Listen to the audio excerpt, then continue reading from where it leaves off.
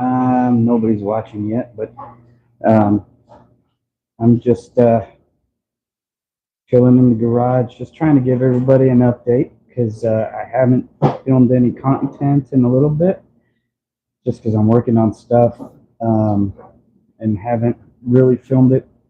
I do that sometimes. I just kind of work and just don't do any filming because it takes longer.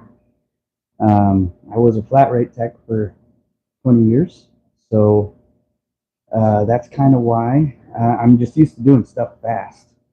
Um, and but right now, this the red bike project here is kind of paused for a moment. So I have the customer ordered some wheels. So we're going to turn this thing into like a Vikla with a 21-inch on the front and an 18 on the back. We're going to do some ape hangers. I'm going to take off the covers from the front wheel. It's going to look really good. And once all of that stuff comes in, I'll film and Myra will get it edited because I don't edit my own videos. My fiance does. And we'll get it put up and you guys can check it out. And, I haven't really shown much about my bike in a while, but here's where we're at so far. I can't really see it. It's pretty much in the same state as it was the last time. I haven't really done anything to it. It's still there. I haven't really powder coated anything since the last batch of spacers and bolts and stuff I powder coated. Just because it's been hot. It's been hot out here. And the last time I was out here, I went inside after I worked for, I don't know, 4 or 5 hours. It felt like I jumped in a swimming pool and then walked inside because I was just soaking wet. And I didn't really feel like working like that. I kind of spoiled.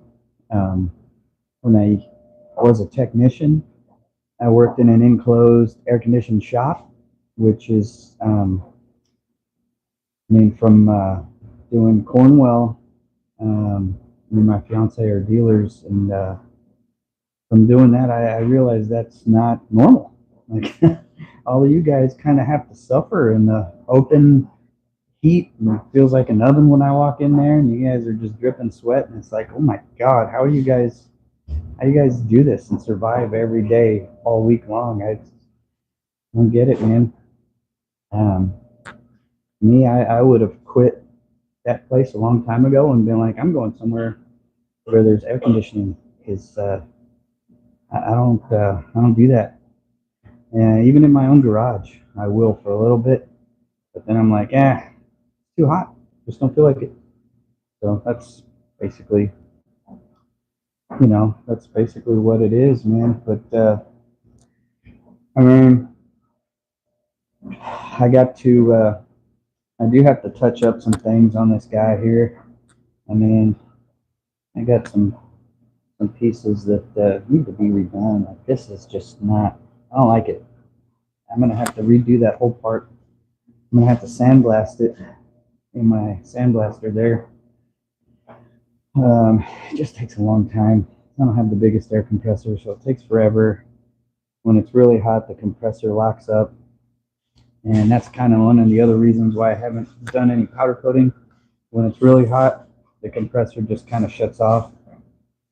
I got to upgrade that, but that's another day problem. For now, I'm just trying to do what I can and get things done as I can, and that's about it, man. I mean, I know I haven't done anything in a while, I haven't posted anything in a while, but that's kind of what it is. I'm waiting on parts for one. And for this bike, it's a lot of powder coating I still need to do, a lot of bolts and spacers that I still need to powder coat. And I just haven't done that because, like I said, the compressor is not keeping up at the moment.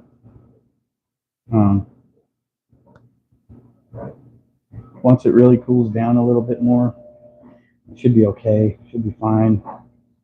And I'm not in a big rush to do this. I know what I want to do,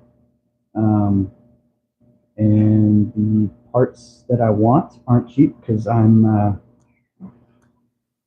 got kind of expensive taste.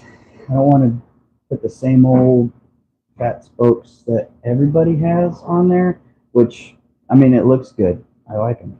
I've been eyeballing them. I'm like, maybe I should put those on, but I want to put something different, like from the early 2000s when I was building a lot of customs. I did a lot of PM wheels, and I really like those. They have good quality, and a lot of them are really nice. And I'm actually looking at some Arlen Nesses right now, some Y spokes. Man, those are, I want to say it's like $1,300 just for one wheel, which is pricey. And you know, if you buy custom wheels like that, you can't just slap on the stock rotors, and that's kind of going against the whole thing that I'm doing here with powder coating and overdoing everything. So it's unfortunately going to be one of these projects that's going to take me a while, just because I'm not going to get a loan and get all of these parts and then end up having a payment for a bike that I don't have a payment on. So it's just, you know, I'm doing jobs like this here so that I can build up money for the parts that I want. And that's basically where it is right now, you know.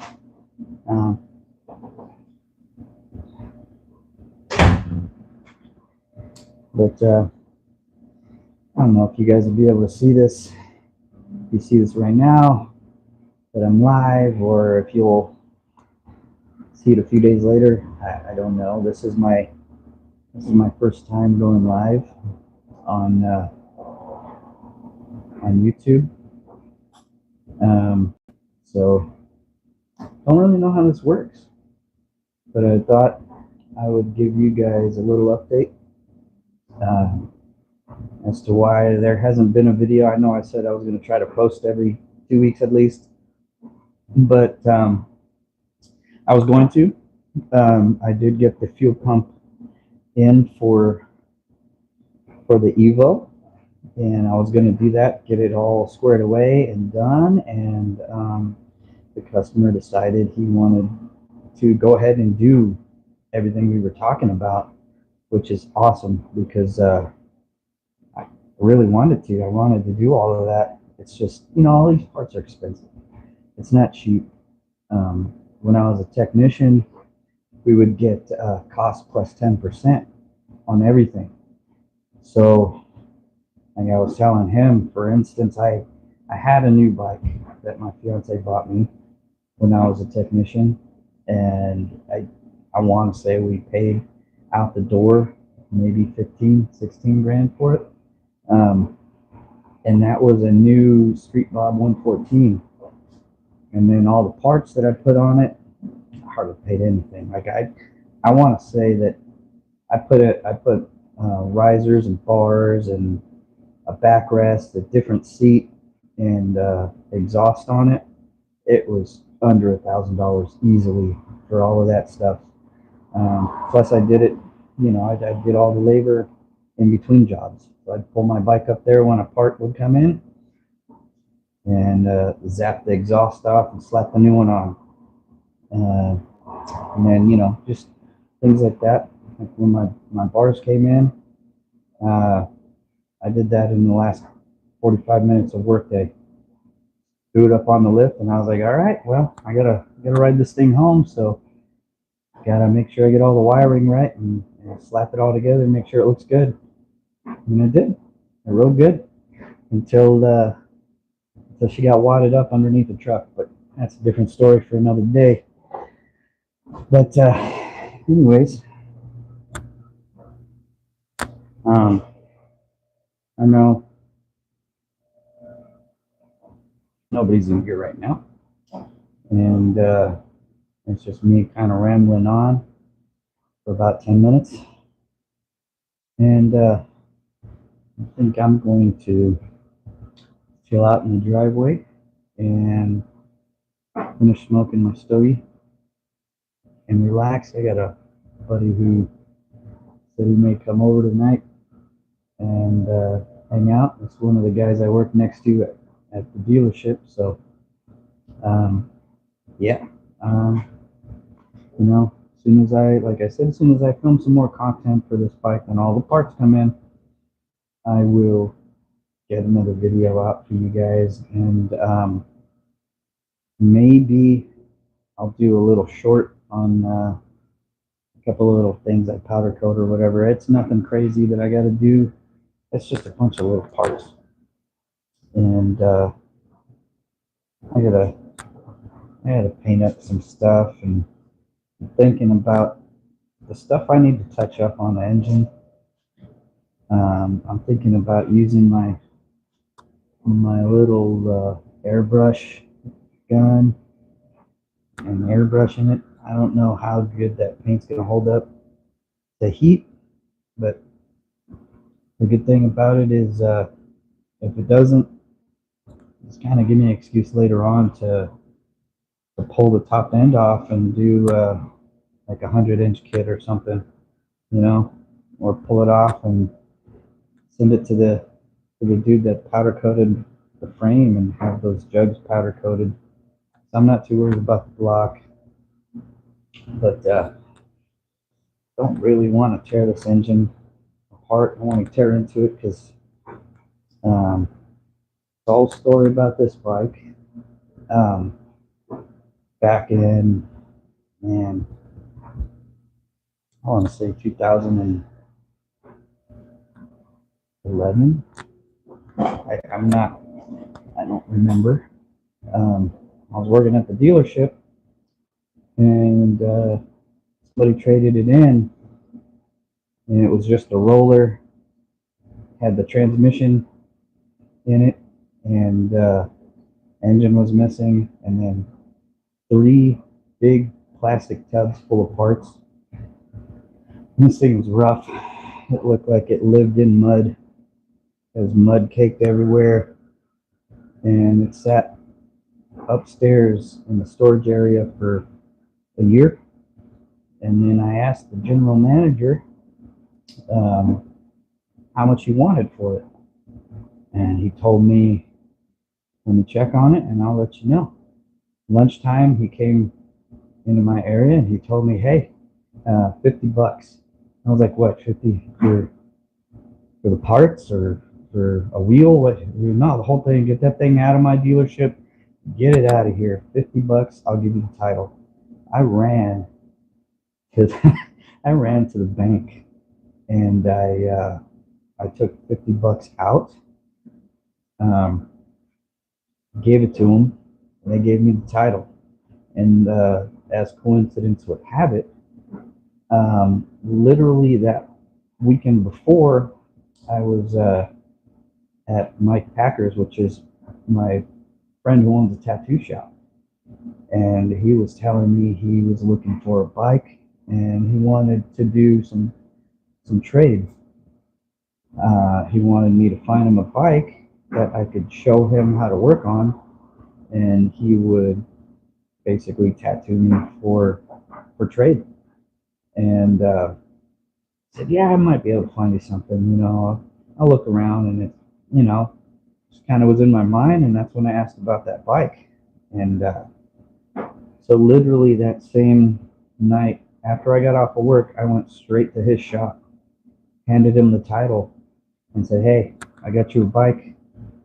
And he was like, "Well, what do you want?" And I was like, "I want my arms and my back, fully sleeved in color, like, just, and he said, "Is that it?" And I was like, "Yeah, that's a lot." Yeah. So basically, what we did was he paid for a remanufactured engine, which at the time Harley did that. He would send them the core, and they would basically stamp a brand new engine with all of the upgraded components inside and ship it to you. And I believe it was like $2,400, all said and done. I didn't charge him any labor. We just he came into the dealership, paid for the service, and that was it.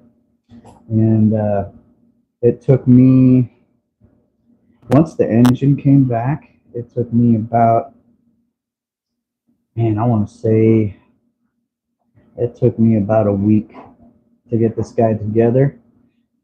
Hey, baby, Myra's in here. And it took me about a week to get it back together. I cleaned it up. I pressure washed it. I picked through the takeoff parts pile. I found an exhaust that was brand new, but the O2 sensor plugs were all kind of stripped, and this one doesn't have O2 sensors, so it worked out. We just welded up the bungs and threw it on, and then you can't even tell because you're not going to be able to look behind it. And I found a set of takeoff bars. I found a takeoff seat, which is that seat back there that was fairly new. It was a Lepera. Threw that guy on and washed it.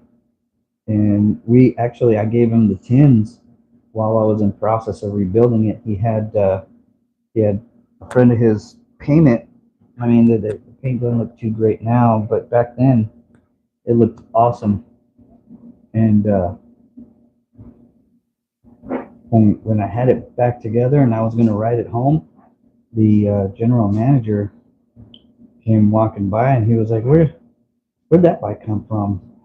And I told him, "Well, this is that bike that you sold me for $50."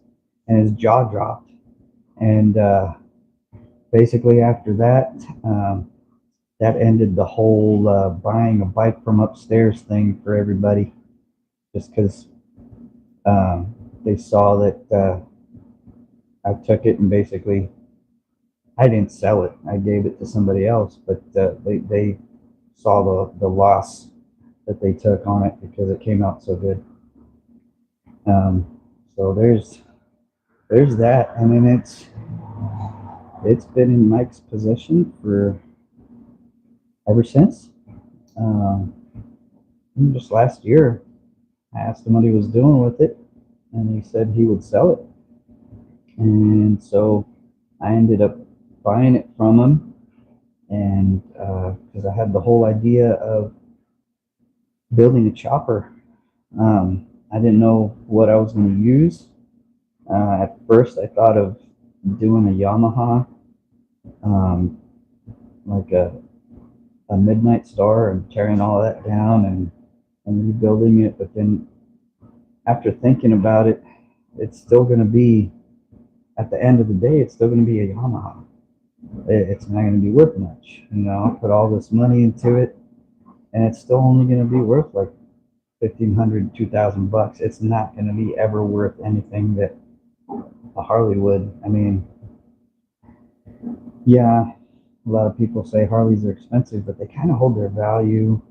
Um, and you can find it cheap. It's not like you go to the dealership and buy a brand new one. You can find used ones for fairly cheap. And that's what I did. It's just you got to know what you're looking for, and it'll be willing to put in some work. But yeah, that's where I'm at right now. I know what I have to do.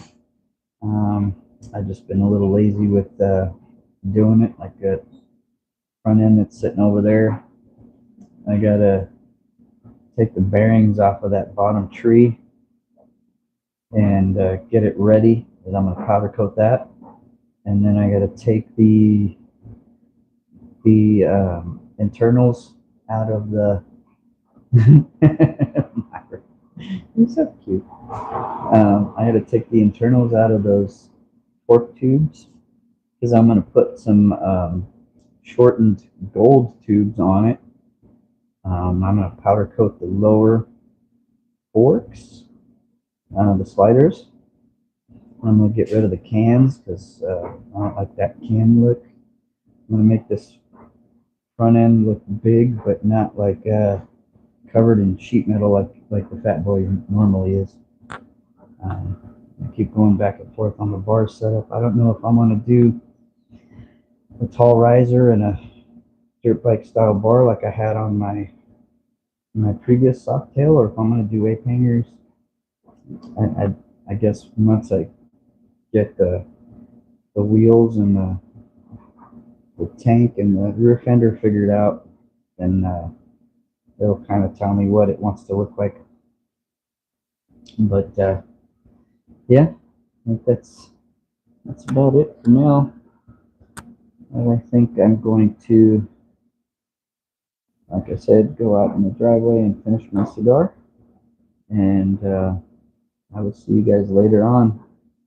All right. Thank you guys for tuning in. Bye.